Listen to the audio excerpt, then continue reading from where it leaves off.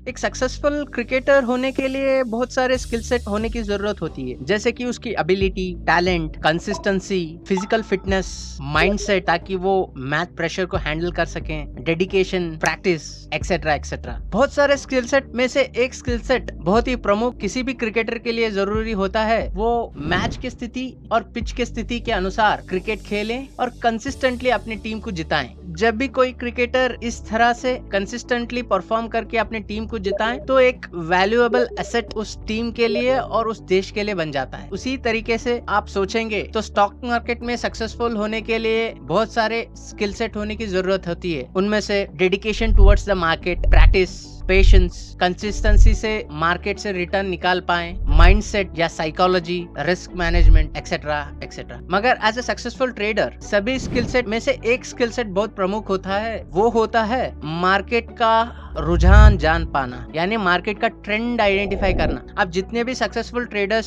से मिलेंगे तो उनके पास बहुत सारे स्किल सेट होते हैं, मगर सबसे यूनिक स्किल सेट जो होता है ज्यादातर सक्सेसफुल ट्रेडर्स के पास, वो होता है मार्केट का ट्रेंड। वो बहुत जल्दी से पहचानते हैं, वो मार्केट का ट्रेंड को जल्दी पकड़ पाते हैं। वो सिर्फ ट्रेंड को पकड़ना ही नहीं जानते, वो ट्रेंड के साथ अपना ट्रेडिंग डिसीजन भी बनाते हैं और वहीं पे पैसा लगाते हैं और वहीं से ज्यादा पैसा कमाते हैं। मगर एज ए एमेचर और बिगनर ट्रेडर हमेशा उल्टा होता है, वो ट्रेंड में हमेशा लेट घुस जाता है या मार्केट के ट्रेंड के विरुद्ध कोई ट्रेंड लेता है और सारा का सारा पैसा मार्केट में गवाता है। ये बहुत सारे ट्रेडरों के साथ अक्सर होता है कि जब भी वो एक ट्रेंड पकड़ते हैं और ट्रेड लेते हैं, अक्सर मार्केट वहीं से रिवर्स होता है, क्योंकि ज्यादातर ट्रेडर्स ट्रेंड सही से नहीं पकड़ पाते हैं, ऑब्जेक्टिवली वो ट्रेडिंग में लगा नहीं पाते हैं। वो ऑब्वियस भी है, क्योंकि जब आप एक स्टॉक का ट्रेंड डेली टाइम फ्रेम में देखेंगे, हो सकता है वो अप ट्रेंड में है। उसी स्टॉक का अगर आप 15 मिनट या 5 मिनट का टाइम फ्रेम में देखेंगे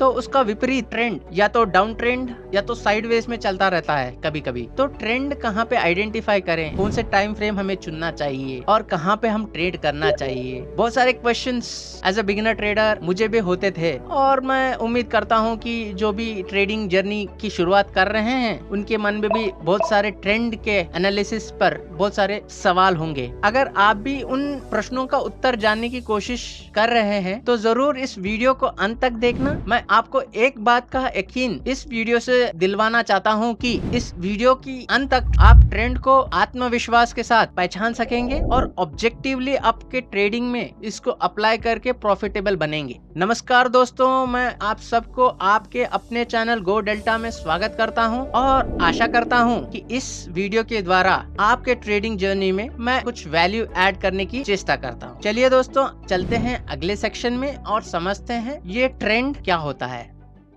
ये ट्रेंड क्या है और इस ट्रेंड को कहाँ पे देखें, वो हम आगे चलते चलते इस वीडियो पे समझेंगे। मगर उससे पहले हम बहुत ही बेसिक से स्टार्ट करेंगे, गहराई में समझते समझते एडवांस लेवल पे जाएंगे और इस कॉन्सेप्ट को डिकोड करेंगे। चलिए चलते हैं और समझते हैं ये ट्रेंड होता क्या है। अगर आप डेफिनेशन के साथ जाना चाह रहे हैं तो वो एकदम सरल है। वो बताता है कि ट्रेंड जो है is overall direction of a market और एन एसेट प्राइस और अ पर्टिकुलर टाइम फ्रेम। कहने का मतलब है कि जो कोई भी आप इंस्ट्रूमेंट देख रहे हो, चाहे वो आपका स्टॉक हो सकता है, इंडेक्स हो सकता है, करेंसी हो सकता है, बॉन्ड हो सकता है, आप जो कोई भी एसेट को मार्केट पे देख रहे हो, उस प्राइस का दिशा किस तरफ है, रुझान किस तरफ है, वो हमें ट्रेंड से पता चलता है। वो चाहे ऊपर जाए, नीचे जाए या कहीं पे भी ना जाते हुए उसी जगह पे खड़ा है, वो हमें ट्रेंड से पता चलता है। जैसे कि आप डेफिनेशन देख रहे हो तो यहाँ पे 3 चीजों का महत्व दिया गया है। 2 तो हमने समझ लिया कि प्राइस और डायरेक्शन, यानी भाव का दिशा या रुझान किस तरफ है वो बताता है। मगर उससे और एक इम्पोर्टेंट वर्ड को मैंने मार्क किया है, वो है पर्टिकुलर टाइम। यानी जो कोई भी आप ट्रेंड आइडेंटिफाई करेंगे आगे चल के, तो वो उस टाइम फ्रेम के लिए सीमित रहेगा। अगर आप डेली टाइम फ्रेम में अगर कोई ट्रेंड को आइडेंटिफाई करेंगे तो वो डेली टाइम फ्रेम के लिए सीमित रहेगा। अगर आप लोअर टाइम फ्रेम यानी 15 मिनट के चार्ट में अगर ट्रेंड आइडेंटिफाई करेंगे तो वो उस चार्ट के उस टाइम फ्रेम के लिए सीमित रहेगा, उस स्टॉक के लिए। तो इस डेफिनेशन से हमें ये पता चलता है कि ट्रेंड इज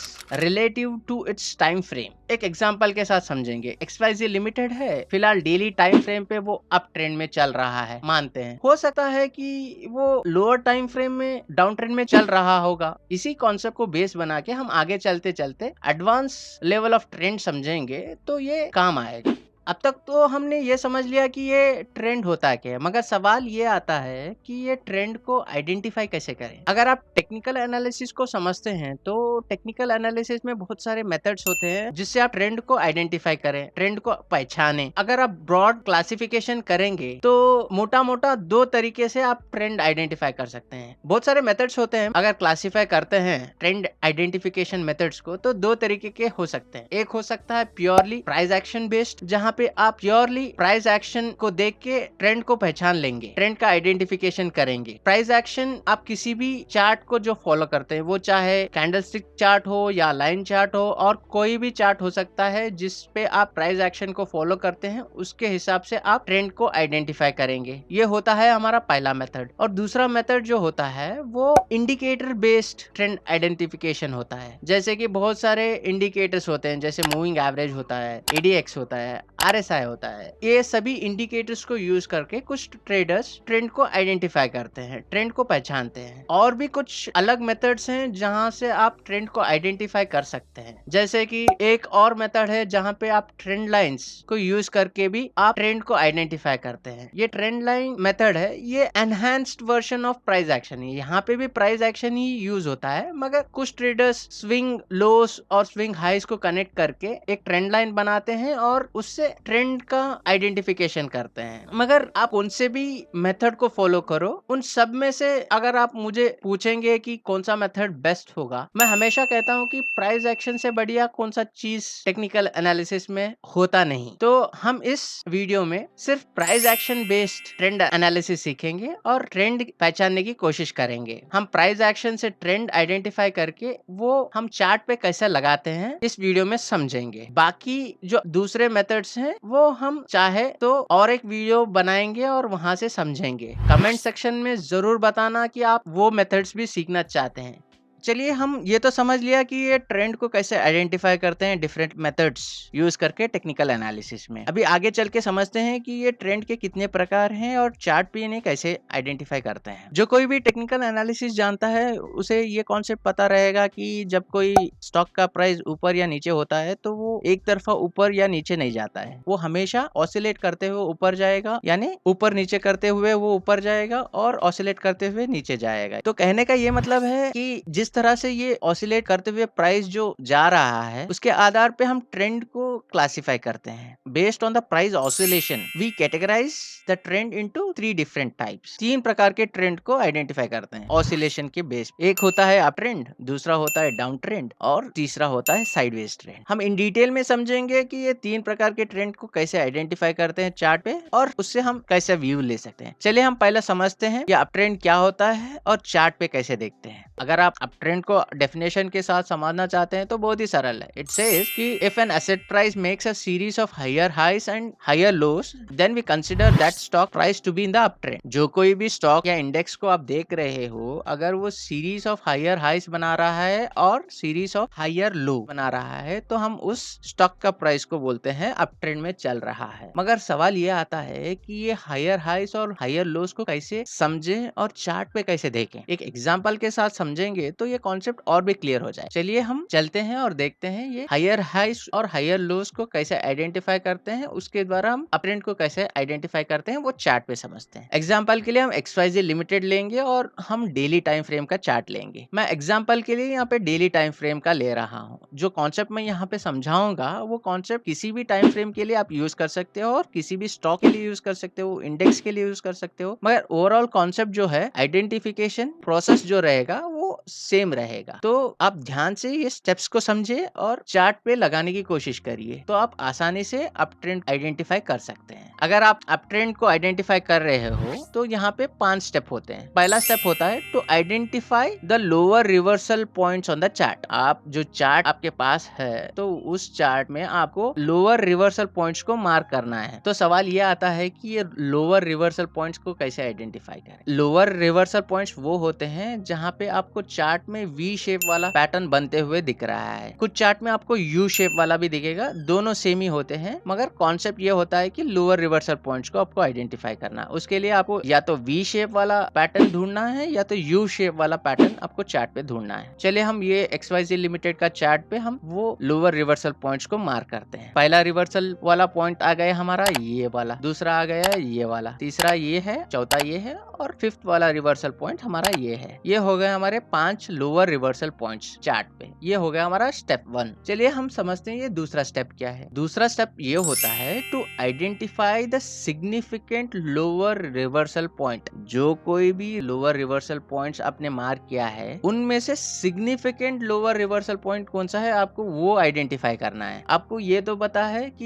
ये stock market is battle between bulls and bears, यानी बुल्स और बेयर्स का यहाँ पे तगड़ा मुकाबला चलता है। तो अगर हम अप ट्रेंड फाइंड कर रहे हैं तो बुल्स के लिए वो सिग्निफिकेंट रिवर्सल पॉइंट रहेगा जहां बुल्स ने डोमिनेट किया था पहली बार। कहने का ये मतलब है कि आपको उस रिवर्सल पॉइंट को ढूंढना है जहां पे बुल्स हावी हुए थे बेयर्स पे पहली बार। तो बुल्स का काम हमेशा स्टॉक मार्केट में ये होता है, जब कोई भी स्टॉक गिर रहा होता है वो उस प्राइस को संभाले, यानी लोअर पॉइंट्स पे वो बाय करने की कोशिश करते हैं। क्या बुल्स अपना लो को डिफेंड कर सके पहली बार, वो होता है हमारा सिग्निफिकेंट रिवर्सल पॉइंट। हम उसे टर्निंग पॉइंट भी कह सकते हैं। बुल्स के बैटल में से वो टर्निंग पॉइंट था क्योंकि वो अपना लो को जो है वो डिफेंड कर सके। चलिए चार्ट पे देखते हैं ये सिग्निफिकेंट रिवर्सल पॉइंट या टर्निंग पॉइंट कहाँ पे आया था इस चार्ट पे। पहला रिवर्सल पॉइंट को आप अगर देखेंगे तो पहला तो कैंडल स्टिक को देखेंगे तो उतना क्वालिटी वाला कैंडल स्टिक तो बनाया नहीं बुल्स ने। तो यहाँ पे बेयर्स हावी हुए थे, बुल्स थोड़ी देर के लिए हावी हुए थे, मगर कैंडल से ये पता चल रहा है कि बेयर्स का दबदबा बहुत ज्यादा था। अगर आप कैंडल स्टिक को कंपेयर करेंगे जिस तरह से वो गिरा था और जिस तरह से प्राइस उठा था, तो क्वालिटी ऑफ कैंडल्स जो बुल्स ने बनाए थे वो उतना इन कंपैरिजन टू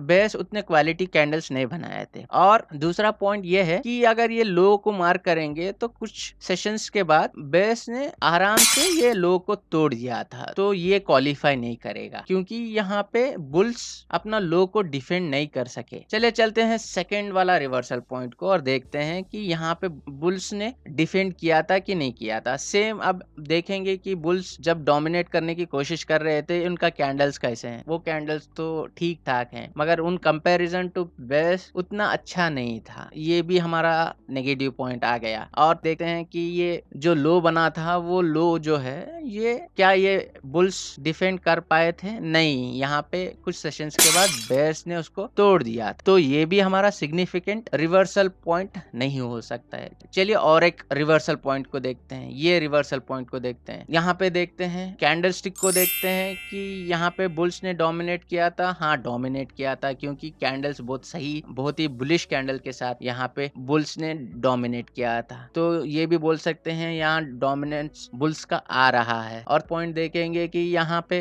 बुल्स अपने लो को डिफेंड कर पाए थे। अगर कुछ सेशन के बाद देखेंगे तो इस लो को बेयर्स तोड़ नहीं पाए थे, तो बुल्स ने अपना डोमिनेंस दिखाया और लो को डिफेंड किया। तो ये पहली बार इस चार्ट में यहाँ पे हो रहा है जहाँ पे बुल्स ने डोमिनेट किया था और अपने लो को डिफेंड किया था। तो ये बन गया हमारा सिग्निफिकेंट रिवर्सल पॉइंट या टर्निंग पॉइंट भी कह सकते हैं। जो भी आप रिवर्सल मार्क किया है उनमें से लोएस्ट लो प्राइस को देखेंगे और लिखेंगे। यहाँ पे मैं एग्जाम्पल के लिए 1000 रुपए लिख रहा हूँ। ये हो गया हमारा दूसरा स्टेप। चलिए तीसरा स्टेप क्या होता है वो समझते हैं। तीसरा स्टेप ये होता है to identify the high from the turning point. जो कोई भी आपने टर्निंग पॉइंट या सिग्निफिकेंट रिवर्सल पॉइंट का लो मार्क किया है उस पॉइंट से बुल्स जो है कितने दूर प्राइस को ले जा सके थे, यानी बुल्स का दबदबावा कितना था उस रैली में, वो हमें आइडेंटिफाई करना है। हाईएस्ट पॉइंट क्या था वो हम थर्ड स्टेप में आइडेंटिफाई करेंगे और उसको मार्क करेंगे। जैसे कि इस चार्ट पे देख पा रहे हो ये हमारा हाईएस्ट पॉइंट था जो बुल्स डोमिनेट करते हुए प्राइस को यहाँ पे लेके गए थे। तो ये हो गया हमारा हाई पॉइंट।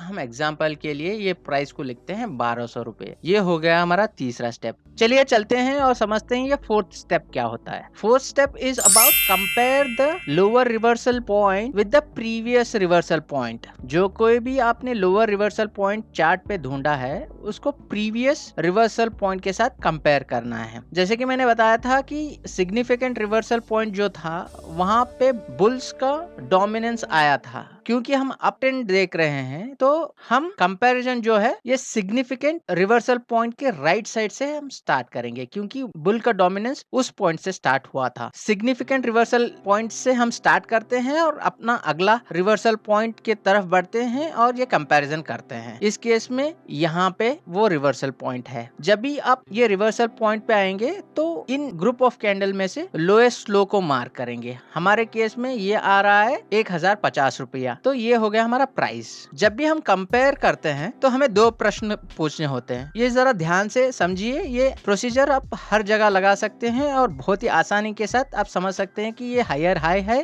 कि हायर लो है। पहला प्रश्न आप पूछेंगे कि आप क्या कंपेयर कर रहे हो, लो कर रहे हो कि हाई कर रहे हो। हमारे केस में हम लो कंपेयर कर रहे हैं क्योंकि लोअर रिवर्सल पॉइंट है, तो हम लिखते हैं यहाँ पे लो। अब हम जो ये लोअर रिवर्सल पॉइंट है उसके पिछले वाले रिवर्सल पॉइंट के साथ कंपेयर करते हैं। ये रिवर्सल पॉइंट हाई है कि लो है। हमारे केस में तो हाई है, तो हम लिखेंगे यहाँ पे हायर। और प्राइस कंपेयर करेंगे तो वो तो आसानी से समझ ही लेंगे, तो ये बन गया हमारा हायर लो। उसी तरह से हम आगे चलते हैं दूसरा रिवर्सल पॉइंट की तरफ। जैसे कि मैंने बताया था आपको ग्रुप करना है, ग्रुप ऑफ द कैंडल में से लोएस्ट लो को निकालना है। हमने लोएस्ट लो निकाल लिया, वो आ गया हमारा 1150 रुपया, वो लिख दिया। अभी हम दो प्रश्न पूछेंगे कंपैरिजन करते हुए कि हम क्या कंपेयर कर रहे हैं। हम कंपेयर कर रहे हैं लो, तो हम लो लिखते हैं यहाँ पे और पूछेंगे कि ये लो पॉइंट जो बना है वो प्रीवियस रिवर्सल पॉइंट से ज्यादा है कि कम है। हमारे केस में ज्यादा है, तो हम यहाँ पे लिखेंगे हायर। तो ये बन गया हमारा हायर लो। तो फोर्थ स्टेप में हमने रिवर्सल पॉइंट्स यानी लोअर रिवर्सल पॉइंट से हमने हायर लोस को आइडेंटिफाई किया। इस तरह से हम करते करते करंट मार्केट प्राइस जो चल रहा है वहां तक ये प्रोसेस रिपीट करेंगे। ये होता है हमारा चौथा स्टेप। चलिए चलते हैं और समझते हैं ये फिफ्थ स्टेप क्या होता है। ये फिफ्थ स्टेप होता है identify the higher reversal points and compare with the previous reversal point. यानी जो स्टेप्स हमने हायर लोस आइडेंटिफाई के लिए फॉलो किए थे वही स्टेप्स हमें हायर रिवर्सल पॉइंट्स के लिए यूज करना है और हायर हाइस को आइडेंटिफाई करना है। जैसे कि मैंने बताया था कि जब हम लोअर रिवर्सल पॉइंट्स को आइडेंटिफाई करते हैं चार्ट पे तो हम वी शेप के पैटर्न्स या यू शेप पैटर्न्स चार्ट पे ढूंढने की कोशिश करते हैं। उसी तरह से अगर हम हायर रिवर्सल पॉइंट्स को चार्ट में खोजने की कोशिश करते हैं तो हम इन्वर्टेड वी या तो इन्वर्टेड यू पैटर्न्स को खोजने की कोशिश करते हैं। जैसे कि हम इस चार्ट पे देख पा रहे हैं कि सिग्निफिकेंट रिवर्सल पॉइंट के बाद ये दो हायर रिवर्सल पॉइंट पे वी शेप बन के आ रहा है। इन दोनों हायर रिवर्सल पॉइंट्स के हाईएस्ट हाई प्राइस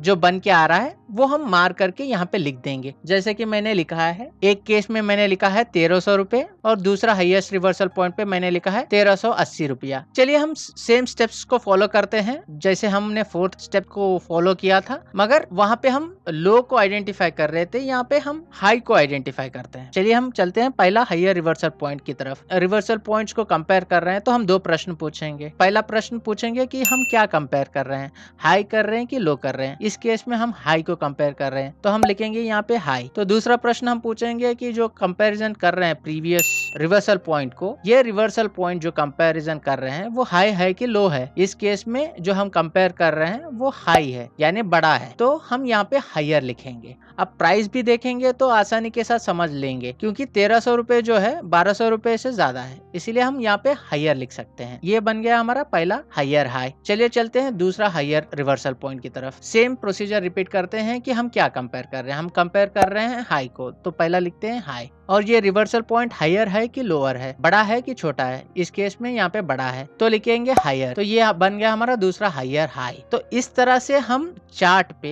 ये 5 स्टेप फॉलो करके हायर लोस और हायर हाइस को आइडेंटिफाई करते हैं। अब देख रहे हो यहाँ पे हाई बना है, लो बना है और दो हमारे हायर लोस बन गए हैं और हायर हाइस बन गए हैं। और हम ये procedure till we reach to the current market price हम रिपीट करेंगे। मान के चलते हैं कि ये XYZ लिमिटेड लिमिटेड जो सिग्निफिकेंट लोअर पॉइंट बनाया था वो जनवरी में बनाया था। तो जब कोई भी आपको पूछेगा कि XYZ लिमिटेड का ट्रेंड क्या चल रहा है, तो आप कहेंगे कि XYZ लिमिटेड का लेटेस्ट ट्रेंड जो चल रहा है जनवरी से, वो अप ट्रेंड में चल रहा है, क्योंकि आप सिग्निफिकेंट लोअर पॉइंट से करंट मार्केट प्राइस की तरफ बढ़ेंगे तो आप देख पा रहे हैं कि सीरीज ऑफ हायर लोस और सीरीज ऑफ हायर हाइस बनते जा रहे हैं। इसलिए आप बोलेंगे कि डेली टाइम फ्रेम में ये अप ट्रेंड में चल रहा है और उसका लेटेस्ट ट्रेंड जो है अप ट्रेंड है। इस तरह से आप किसी भी चार्ट पे अप ट्रेंड को आइडेंटिफाई कर सकते हैं। मगर सवाल ये आता है कि अगर आपने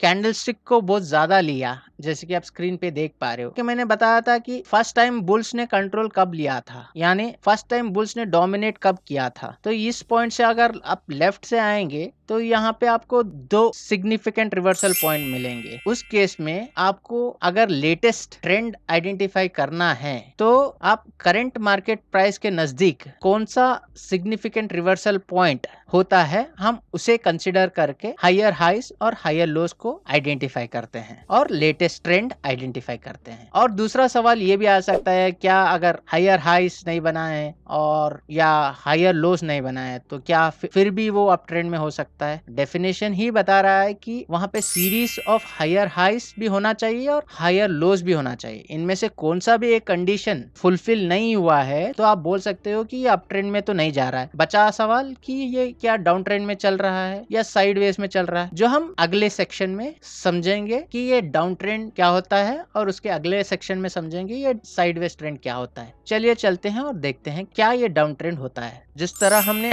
अप ट्रेंड को पहचाना था ये 5 स्टेप्स यूज करके, उसी तरह से हम डाउन ट्रेंड को भी आइडेंटिफाई करेंगे। यही 5 स्टेप यूज करेंगे मगर थोड़ा डिफरेंस के साथ हम ये स्टेप्स को यूज करेंगे। जैसे कि हम जब अप ट्रेंड ढूंढ रहे थे, हमारा फर्स्ट स्टेप होता था कि to identify lower reversal points. अब हम डाउन ट्रेंड ढूंढ रहे हैं, इसीलिए हमारा पहला स्टेप होता है to identify higher reversal points. जैसे कि आप चार्ट पे देख रहे हो, XYZ लिमिटेड का डेली टाइम फ्रेम का चार्ट है और ये डिफरेंट हायर रिवर्सल पॉइंट्स इस चार्ट में बन के आ रहे हैं। दूसरा स्टेप होता है identify the significant higher reversal point. जिस तरह से बुल्स ने लो को डिफेंड करके सिग्निफिकेंटली लोअर रिवर्सल पॉइंट बनाया था, उसी तरीके से अगर बेयर्स के बारे में सोचेंगे तो वो चार्ट में वो पॉइंट होता है जहां पे बेयर्स ने डोमिनेट किया था। बेयर्स का काम मार्केट में हाई को सप्रेस करना होता है, दे सेल द रैलीज। तो bears significantly higher reversal point तब बनाते हैं जब वो अपना हाई को डिफेंड कर सकते हैं। तो मार्क किया गया सभी हायर रिवर्सल पॉइंट में से हमें ये ढूंढना होता है कि पहली बार बेयर्स इस चार्ट में कहां डोमिनेट किया था closest to the current market price. तो जैसे कि आप देख पा रहे हो, जिन जिन हायर रिवर्सल पॉइंट्स पे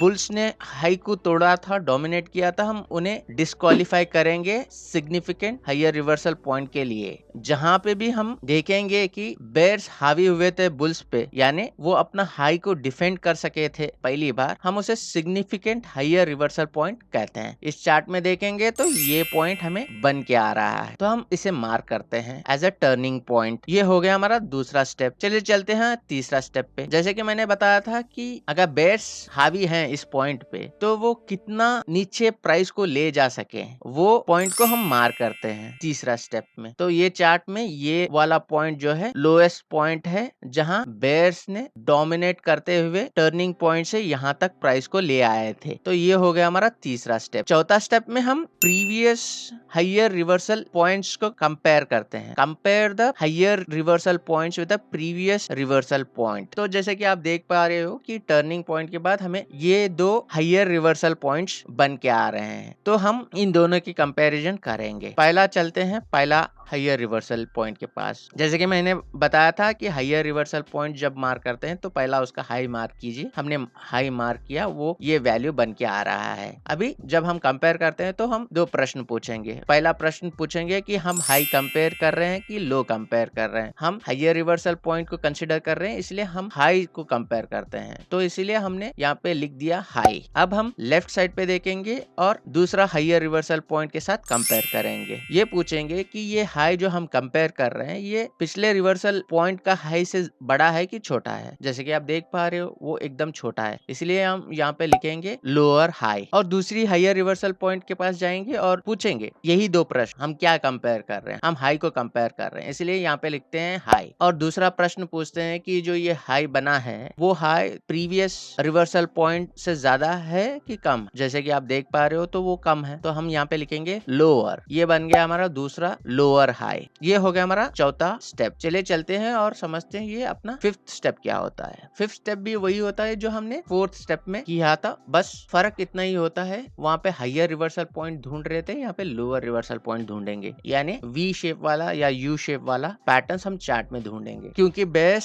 सिग्निफिकेंट रिवर्सल पॉइंट के बाद हावी हुए थे तो हम right side of the turning point वाले लोअर रिवर्सल पॉइंट्स को कंसिडर करेंगे और हम कंपैरिजन करके एक व्यू बनाएंगे। इस चार्ट में जैसे कि आप देख पा रहे हो ये दो लोअर रिवर्सल पॉइंट्स बन के आ रहे हैं। इन दोनों लोअर रिवर्सल पॉइंट्स में जो कोई भी कैंडल लोअर लो बना रहा है रेस्पेक्टिव वैल्यूज हम यहाँ पे लिखेंगे। फर्स्ट वाले में ये आ रहा है, हमने ये लिख दिया, और सेकेंड वैल्यू में ये वैल्यू आ रहा है तो हम ये भी लिख दिया। अभी हम कंपेयर करेंगे प्रीवियस रिवर्सल पॉइंट्स को। जब हम कंपेयर करते हैं तो दो प्रश्न पूछते हैं, हाई कंपेयर कर रहे हैं कि लो कंपेयर कर रहे हैं। इस केस में हम लो कंपेयर कर रहे हैं तो हम यहाँ पे लिखेंगे लो। और ये जो लो कंपेयर कर रहे हैं ये लो पिछली वाली रिवर्सल पॉइंट के लो से ज्यादा है कि कम है। इस केस में और भी लो है, जैसे कि आप प्राइस से ही पता कर पा रहे हो कि ये वैल्यू लोअर है, तो इसीलिए आप लिखेंगे यहाँ पे लोअर। तो ये बन गया हमारा पहला लोअर लो। उसी तरीके से ये प्रोसीजर रिपीट करेंगे और सेम क्वेश्चंस पूछेंगे तो यहाँ पे भी आप लिख सकते हैं ये बन गया हमारा दूसरा लोअर लो। आप हर चार्ट पे इस तरीके से पांचों स्टेप रिपीट करेंगे और करंट मार्केट प्राइस की तरफ बढ़ेंगे। जब आप करंट मार्केट प्राइस की तरफ बढ़ेंगे तो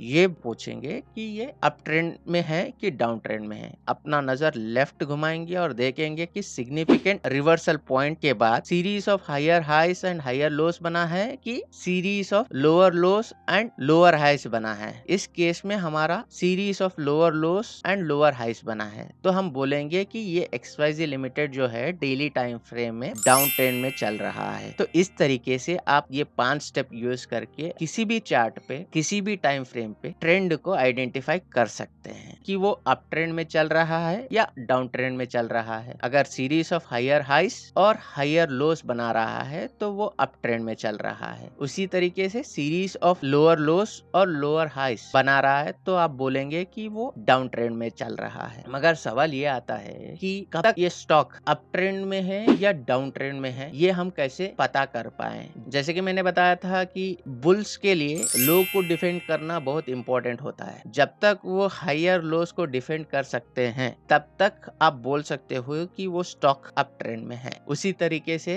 मैंने बोला था बेयर्स के लिए हाई डिफेंड करना इंपॉर्टेंट होता है। जब तक ये लोअर हाई डिफेंड कर सकते हैं तब तक आप बोल सकते हो कि वो स्टॉक डाउन ट्रेंड में है। जब कोई भी ये दो कंडीशन फेल होते हैं तो ऑटोमेटिकली आप बोल सकते हैं कि उस स्टॉक में अप ट्रेंड या डाउन ट्रेंड खत्म हुआ है। ये हो गया हमारे दो तरीके के ट्रेंड्स, अप ट्रेंड और डाउन ट्रेंड। अब चलते हैं और समझते हैं ये साइडवेज ट्रेंड क्या होता है। जैसे आप डेफिनेशन के साथ जाएंगे तो वो बताएगा कि series of equal highs and equal lows को हम साइडवेज ट्रेंड कहते हैं। साइडवेज ट्रेंड जो बनता है वो आइदर अक्यूमुलेशन के लिए बनता है या तो डिस्ट्रीब्यूशन के लिए बनता है। जब कोई भी स्टॉक एकदम से गिर जाता है या गिरते गिरते एक लोअर प्राइस पे आता है तो बड़े प्लेयर्स को ये लगने लगता है कि ये बहुत अंडर वैल्यूड प्राइस है, यहाँ पे बाय हो सकता है, तो उस प्राइस पे वो अक्यूमुलेट करने की कोशिश करते हैं। इसीलिए वो स्लोली सप्लाई को कम कर देते हैं और थोड़ा थोड़ा डिमांड को बढ़ाने की कोशिश करते हैं। इसीलिए वो रिटेलर्स के पास वो स्टॉक बाय करने की कोशिश करते हैं। इस केस में वो बड़े छोटे छोटे कैंडल्स के साथ ऊपर नीचे करेंगे, एक लोअर पॉइंट पे बाय करेंगे और प्राइस को थोड़ी देर के लिए ऊपर लेके जाने के लिए करेंगे। फिर एक रेजिस्टेंस पॉइंट के पास वो फिर सप्लाई थोड़ा ज्यादा करेंगे ताकि रिटेलर्स को लगे कि यहाँ पे रिवर्स हो रहा है, तो वो प्राइस को फिर नीचे ले जाएंगे। फिर जब वो उसी लो पॉइंट पे जब उन्होंने बाय किया था उसी पॉइंट पे बाय करने की कोशिश करेंगे। इस तरह से वो एक रेंज से दूसरे रेंज तक बाय और सेल करते रहेंगे और एक नैरो रेंज बनाएंगे चार्ट। हम इस तरीके का चार्ट फॉर्मेशन जब चार्ट पे बनता है तो हम इसे रेंज बाउंड या साइडवेज मार्केट कहते हैं। ये हो गया अक्यूमुलेशन। डिस्ट्रीब्यूशन भी हो सकता है। डिस्ट्रीब्यूशन कब होता है? डिस्ट्रीब्यूशन जब कोई स्टॉक अचानक से बढ़ जाता है तो बड़े प्लेयर्स चाहते हैं कि ये स्टॉक में प्रॉफिट बुक किया जाए, तो वो स्लोली रिटेलर्स को अपना माल बेचने लगते हैं। तो वो सप्लाई को ज्यादा करेंगे और डिमांड को घटाते जाएंगे, इसीलिए वो नैरो रेंज में प्राइस को ऊपर नीचे करते रहेंगे। एक रेजिस्टेंस और सपोर्ट के बीच में प्राइस को मूव करेंगे सो दैट एक रेंज फॉर्म हो उस चार्ट पे। जब कभी भी आप इस तरह की फॉर्मेशन देखेंगे तो वो डिस्ट्रीब्यूशंस के साइन होते हैं या साइडवेज ट्रेंड के साइंस होते हैं। इस तरीके से आप एक चार्ट में अप ट्रेंड, डाउन ट्रेंड या साइडवेज ट्रेंड आइडेंटिफाई कर सकते हैं। ये तो हो गया हम ट्रेंड कैसे आइडेंटिफाई करते हैं, मगर सवाल ये आता है कि ये ट्रेंड देखें तो कहाँ देखें, और ट्रेंड आइडेंटिफाई भी करें तो ट्रेड कहाँ करें। ये बहुत सारे क्वेश्चंस हैं। ये सारे क्वेश्चंस के आंसर हमें नेक्स्ट सेशन में मिलेगा, जहाँ पे हम एक रूल बनाएंगे, उस रूल के हिसाब से हम ट्रेडिंग करेंगे तो हमारा ट्रेडिंग जो है ऑब्जेक्टिव हो जाता है और बहुत ही सरल से आप विदाउट एनी कंफ्यूजन, बिना कोई कंफ्यूजन से आप ट्रेडिंग कर सकते हो। चलिए चलते हैं अगले सेक्शन में और समझते हैं कि ये ट्रेंड कहाँ पे देखें। चलिए दोस्तों चलते हैं और समझते हैं ये ट्रेंड को कहाँ पे आइडेंटिफाई करते हैं। इससे पहले कि मैं आपको समझाऊं कि इस ट्रेंड को कहाँ पे देखते हैं, उससे पहले अगर आप इस चैनल पे नए हो तो आपसे गुजारिश करता हूं कि आप इस चैनल को सब्सक्राइब करें, और अगर आप इस वीडियो के कंटेंट को लाइक कर रहे हो जरूर लाइक बटन को हिट करना, और अगर आपके मन में कई सवाल हैं जो आप पूछना चाह रहे हैं मुझसे तो कमेंट बॉक्स में जरूर कमेंट करना। चलिए चलते हैं और समझते हैं ये ट्रेंड को कहाँ देखते हैं। ये सवाल का जवाब जो होता है वो देने से पहले हमें दो और प्रश्नों का जवाब जानने की जरूरत होती है। जैसे कि हम जब कैंडलस्टिक पैटर्न्स को समझ रहे थे, हम इन 3 प्रश्नों का उत्तर जानने की कोशिश कर रहे थे, हु, व्हाट और वेयर। वैसे ही जब हम way to identify the trend का जवाब जानना चाह रहे हैं तो उससे पहले हमें 2 और प्रश्नों का उत्तर जानने की जरूरत होती है। वो 2 प्रश्न क्या है? पहला प्रश्न होता है who you are as a trader. जो आप ट्रेडिंग करना चाह रहे हो वो ट्रेडिंग स्टाइल क्या है, ये होता है हमारा पहला प्रश्न। दूसरा प्रश्न जो होता है what is the appropriate time frame for the selected trading style. जो आप ट्रेडिंग स्टाइल सेलेक्ट किए हो पहला प्रश्न में, वो ट्रेडिंग स्टाइल के लिए अप्रोप्रिएट टाइम फ्रेम क्या हो सकता है। ये हमारे 2 पहले प्रश्न होते हैं जिनका जवाब जानना जरूरी होता है। उसके बाद आता है way to identify the trend. चलिए चलते हैं और समझते हैं ये 2 सवाल का जवाब कैसे ढूंढे। जब हम कैंडलस्टिक चार्ट पैटर्न समझ रहे थे तो हम इन 3 सवाल का जवाब जो है चार्ट से ढूंढने की कोशिश कर रहे थे, मगर जब हम ट्रेंड की बात आती है ये 2 सवाल अपने आप से पूछेंगे और जवाब भी खुद से जानने की कोशिश करेंगे। पहला सवाल जैसे कि मैंने बताया था who you are as a trader, यानी जो आप ट्रेडिंग करना चाह रहे हो वो ट्रेडिंग स्टाइल क्या है। जैसे कि आप सबको पता है स्टॉक मार्केट में based on the trading duration के आधार पे हम 4 प्रकार के ट्रेडर्स को देख सकते हैं। एक होते हैं पोजिशनल ट्रेडर्स जो अपना ट्रेड जो है कहीं हफ्तों से लेके कहीं महीनों तक या कहीं सालों तक भी वो अपने ट्रेड पे बने रहते हैं। उसी तरह से दूसरे प्रकार के ट्रेडर होते हैं स्विंग ट्रेडर्स, जो उनका ट्रेडिंग ड्यूरेशन होता है वो कहीं दिनों से लेके कहीं हफ्तों तक हो सकता है। उसी प्रकार से एक इंट्राडे ट्रेडर का ट्रेडिंग ड्यूरेशन जो होता है कहीं मिनटों से लेके कहीं घंटों तक हो सकता है। और रही बात स्कैल्पर की, वो भी एक इंट्राडे ट्रेडर ही होता है, मगर फर्क बस इतना ही रहता है कि स्कैल्पर जो होते हैं वो कहीं बार in and out of the trade होते हैं, तो छोटे रिस्क और छोटा प्रॉफिट के साथ वो ट्रेड करने की कोशिश करते हैं और ट्रेड लेने की कोशिश करते हैं। और एक स्कैल्पर का जो ट्रेडिंग ड्यूरेशन होती है वो कहीं सेकेंड से लेके कहीं मिनट तक रहता है। तो सवाल ये आता है कि ये सब जानने की क्या जरूरत है। जब आप ये जानेंगे कि आप किस प्रकार के ट्रेडर हो तो आप ये डिसाइड कर रहे हो कि आपकी होल्डिंग टाइम कितनी है। अगर आप एक स्कैल्पर हो तो आपका मैक्सिमम ड्यूरेशन जो ट्रेड का हो सकता है सिर्फ मिनट्स में हो सकता है। इसका मतलब ये नहीं कि आपने ट्रेड एंटर किया एज ए स्कैल्पर और उसको एक्सटेंड किया एज ए स्विंग ट्रेडर। ये जो एक्सटेंशन होती है ना, वो एक्सटेंशन ऑफ ट्रेड ड्यूरेशन, ये पहला प्रश्न खत्म करता है। यहाँ पे आप डिसाइड कर रहे हो कि आप किस प्रकार के ट्रेडर हो और आपका मैक्सिमम ड्यूरेशन क्या हो सकता है एक ट्रेड में बने रहने के लिए। ये तो हो गए ड्यूरेशन की बात। और भी कहीं पैरामीटर्स होते हैं, जैसे कि आपका रिस्क टॉलरेंस कैपेसिटी कितना है। उसके आधार पे भी आप अपना ट्रेडिंग स्टाइल डिसाइड कर सकते हो, क्योंकि जब आप एक ट्रेडिंग टाइम फ्रेम डिसाइड करेंगे, जो हम दूसरा प्रश्न में समझने की कोशिश करेंगे, आप वहां पे ये समझेंगे जैसे जैसे आपका टाइम फ्रेम बढ़ेगा वैसे वैसे आपका रिस्क भी बढ़ेगा। तो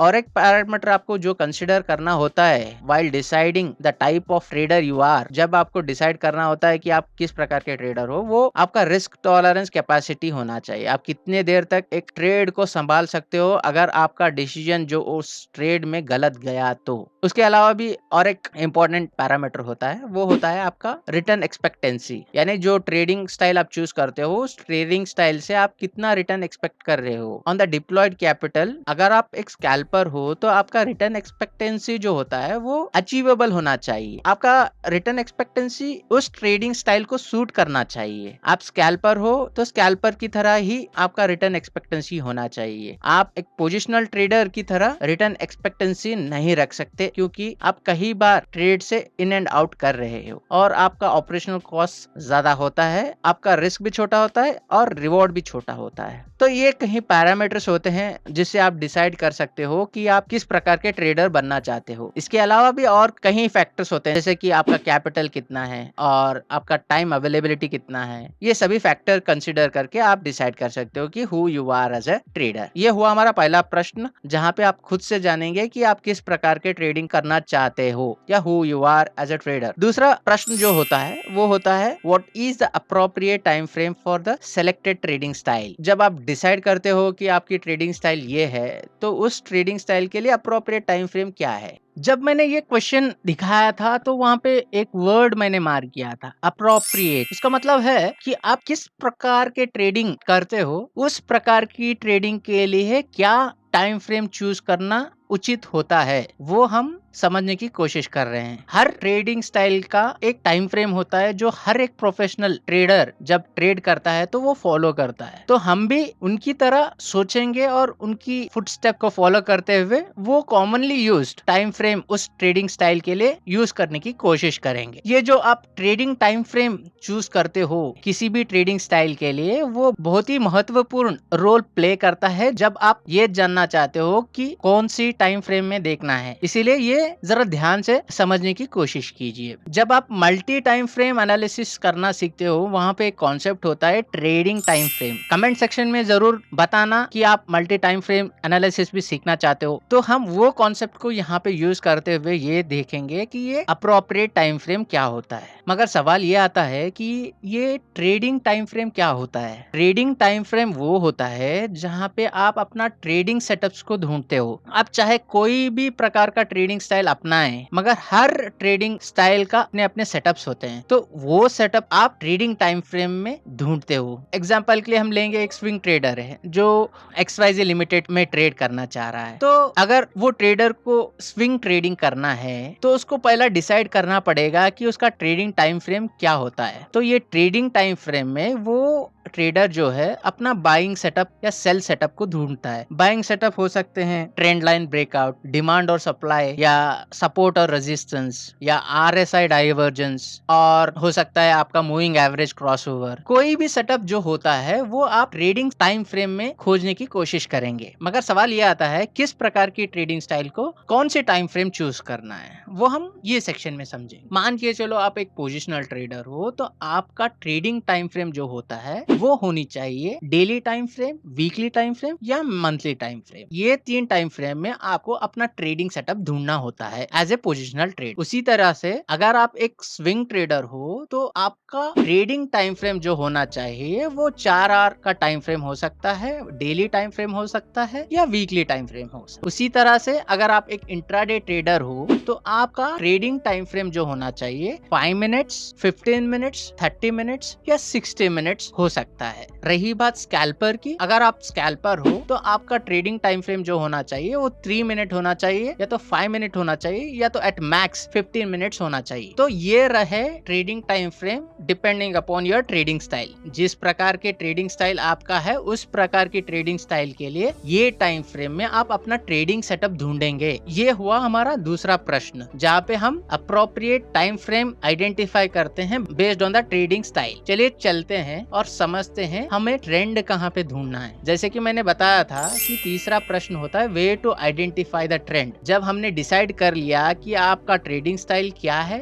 और उस ट्रेडिंग स्टाइल के लिए कौन सा टाइम फ्रेम अप्रोप्रिएट होता है, उसके अनुसार आपका ट्रेंड देखने का टाइम फ्रेम डिसाइड होता है। कोई भी स्टाइल ऑफ ट्रेडिंग आप चूज करते हो, चाहे वो पोजिशनल हो, स्विंग ट्रेडिंग हो, डे ट्रेडिंग हो या स्कैल्पिंग हो, उन सभी में ये कॉन्सेप्ट ठीक बैठता है। तो irrespective of the trading style आपको ये कॉन्सेप्ट को यूज करते हुए आप अपना ट्रेंड को आइडेंटिफाई करते हैं। एक फैक्टर होता है जो हर एक प्रोफेशनल ट्रेडर उसे यूज करता है जब वो ट्रेंड को आइडेंटिफाई करना चाहता है। वो फैक्टर जो है आपके ट्रेडिंग टाइम फ्रेम पे डिपेंडेंट होता है। एग्जांपल के लिए एक इंट्राडे ट्रेडर है और उसने 15 मिनट्स टाइम फ्रेम में अपना बाइंग सेटअप को ढूंढ लिया, तो वो किस टाइम फ्रेम में ट्रेंड को आइडेंटिफाई करना है वो जानने के लिए ये फैक्टर को यूज करता है और जानता है कि उस टाइम फ्रेम में जाके वो ट्रेंड को आइडेंटिफाई करता है। मगर सवाल ये आता है कि किस प्रकार की ट्रेडिंग को कौन सी टाइम फ्रेम चूज करना है ट्रेंड आइडेंटिफिकेशन के लिए। जैसे कि मैंने कहा था कि ये प्रोफेशनल ट्रेडर एक फैक्टर को यूज करते हैं। वो फैक्टर होता है 3, 4 और 5। जो कोई भी आप ट्रेडिंग टाइम फ्रेम चूज करते हो उसको आपको 3, 4 या 5 से मल्टीप्लाई करना है और इसका रिजल्ट जो भी आता है उस टाइम फ्रेम में जाके आपको ट्रेंड को आइडेंटिफाई करना होता है। एग्जाम्पल के लिए एक इंट्राडे ट्रेडर है जो XYZ लिमिटेड में अपना बाइंग सेटअप जो है 15 मिनट टाइम फ्रेम में ढूंढ लिया है। अगर ये ट्रेडर अगर